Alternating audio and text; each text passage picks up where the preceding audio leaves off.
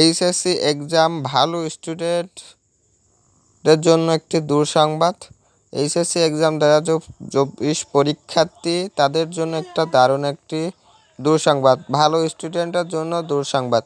তো কিসের জন্য দুঃসংবাদ এই বিষয়ে আজকে জানবেন। স্কিপ করে কেউ দেখবেন, আশা করি এই 2 মিনিটের ভিডিওটি আপনি আশা করি দেখবেন।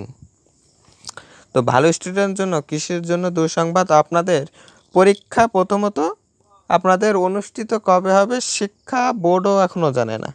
শিক্ষা বোর্ডও এখনও জানে না যে পরীক্ষাটা কবে শুরু হবে।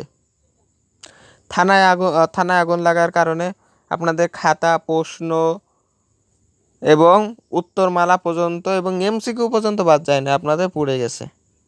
থানায় আগুন এবং কিছু কিছু খাতাগুলো যাদের যে খাতাগুলো স্যারেদের কাছে আছে সেই খাতাগুলো শিক্ষকদের কাছে আছে, সেই খাতাগুলো একটু সংরক্ষণে বা ভালো আছে, কিন্তু এমসিকিউগুলো তো স্যারেদের কাছে দেওয়া হয়নি। সেই জন্য থানায় থাকার কারণে এবং প্রতিষ্ঠানে থাকার কারণে সেই প্রতিষ্ঠানে আগুন লাগার কারণে আপনাদের এমসিকিউগুলো পুড়ে গেছে।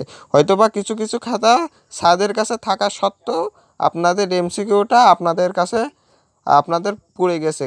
কিসের জন্য দুঃসংবাদ বললাম, কারণ আপনাদের এমসিকিউটা কোনোভাবেই এখনও আপনাদের দেখেনি। ওই মার্কশিটটা এখন আপনাদের কে কতজন পেয়েছে এগুলো কম্পিউটার দেখে তারা সেভ করে এখনও কোনোভাবে রাখেনি। পরীক্ষার কিছুদিন আগে থেকে এটা করা হয় বা রেজাল্টের আগে থেকে কিছুদিন আগে এটা করা হয়, কিন্তু এখনও করা না হওয়ার কারণে আপনাদের ওই যে এমসিকিউ কে কত পাইছে এটা এখনও তাদের আয়ত্তে নাই বা তাদের কোনো হিস্টোরিতে কোনো এইটা নাই। তো আপনাদের এটার জন্য মূলত দুঃসংবাদ। এসএসসি পরীক্ষা কবে হবে এই বিষয়ে আরও জানতে এবং সকল আপডেট জানতে আমাদের চ্যানেলটি সাবস্ক্রাইব রাখুন। ধন্যবাদ সবাইকে।